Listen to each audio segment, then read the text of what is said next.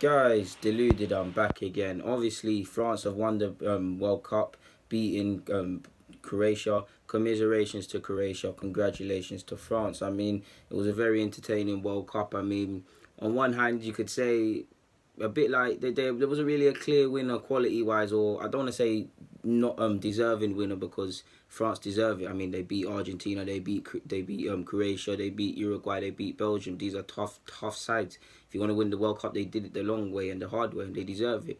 But what I mean by in the sense of there wasn't really a side that you could say was levels and above everybody else per se, because I mean, yeah, there just wasn't a side that was above everybody else. I mean, you look at 2010, you see Spain immediately, Spain, Germany 2014, 2006. Alright, cool. It weren't really there. 02 you saw with Brazil brings me a lot of memories, and I'm sure whatever happened in 98, I was what did 95. I've watched videos and whatnot, but I wasn't where I am now to be able to context and take in the information. Obviously, at the time for clear reasons, obviously, but yeah.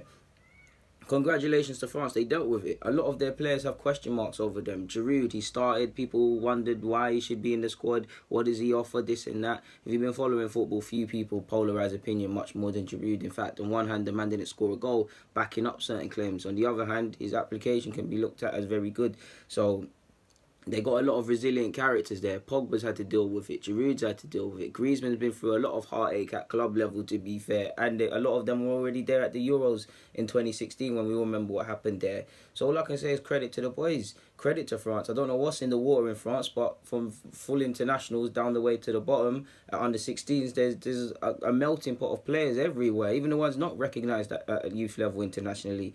Like, it's a good thing. In hindsight, maybe we should have. I mean, you saw my preview about France. I said France could be in with a shout, and they probably will be in with a shout. But no one can predict things, and I don't sit here and pretend to be. But looking back, maybe we could have seen the sides. I mean, Deschamps been like Lowen, like Jurgi Low, and another couple others has been in the France position for a while, so he's able to assess the talent pool, how he wants to play, get a feel for the players, and they get a feel for him, sort of thing.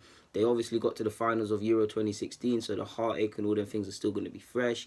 They've got quality players. They've got players, I mean, they got young and old quality players. It doesn't matter if it's Kante or Pogba or Kylian or Mbappe, like you're seeing. Dembele probably would have loved to have had a better World Cup, but collectively there's a lot of talent in it, and they deserve to win it. There's not much more to be said on that front.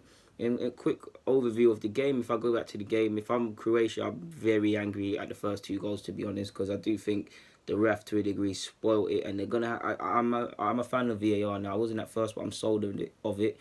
But I do think one, it needs the decisions have to be quicker. Now again, you can either have decisions quick or decisions correctly. So I'm not saying it has to be a split second, but like surely there's got to be a mouthpiece to say it's not a penalty. And obviously when you slow things down, it takes out of context what happens. So if I look at Perisic's penalty, that's not a penalty. What can a man do with his hand? And Perisic and Modric have had a decent World Cup, so it's harsh on them.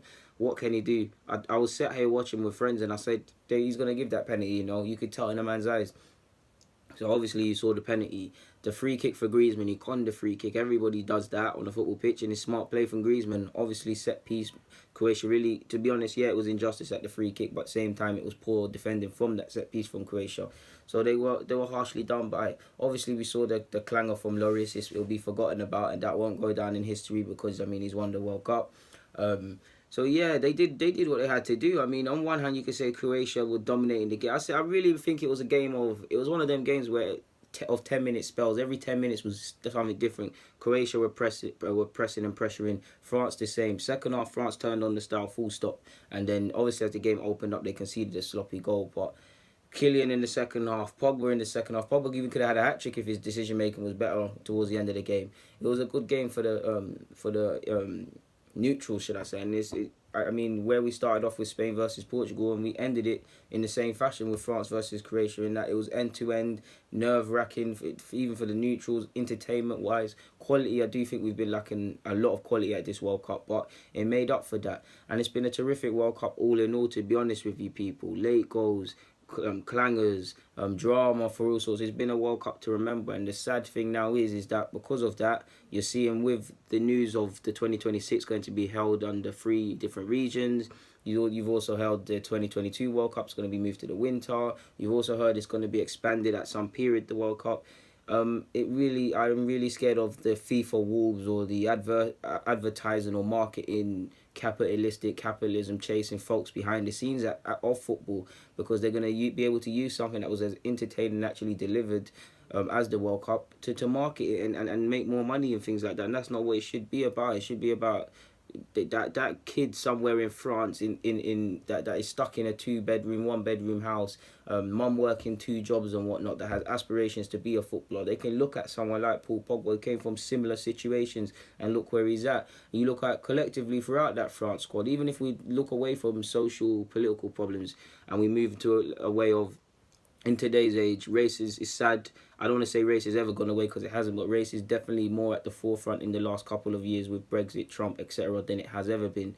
France, again, high tensions are rising far right with France. You saw Marine Le Pen almost winning, to be fair, and gaining increased popularity. You've seen several times the French players questioned if they're not French natives. So it's a fantastic poster men per se of what diversity, what immigration can do. Because if you look at where Paul Pogba's heritage is from, Kylian's heritage is from, I'm pretty sure that their family aren't native to France. So yeah, it's a great thing. So all I can say is credit to France. Not even just them. I felt Varane's had a good tournament. You look 4 years ago, Varane's won everything, and Varane was good 4 years ago. But I have vivid memories of how Varane got bullied against Hummels, for instance, in 2014, and he's done his thing.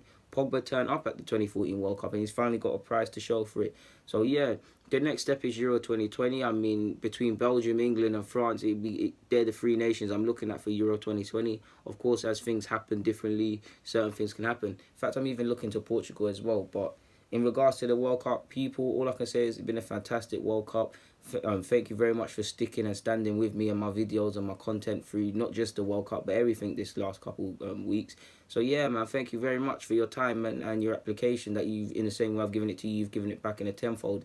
And yeah, the next step is now the Euro under 19s championships that have started on Monday. And yeah, then we'll wait till the league and the Premier League starts again. But all I can say is thank you guys, and I've enjoyed so far talking to you guys about the under 17s, Euros, Toulon. Obviously, we've had the World Cup and we've had Arsenal now starting to play their friendlies. So you guys know I always cover what I can.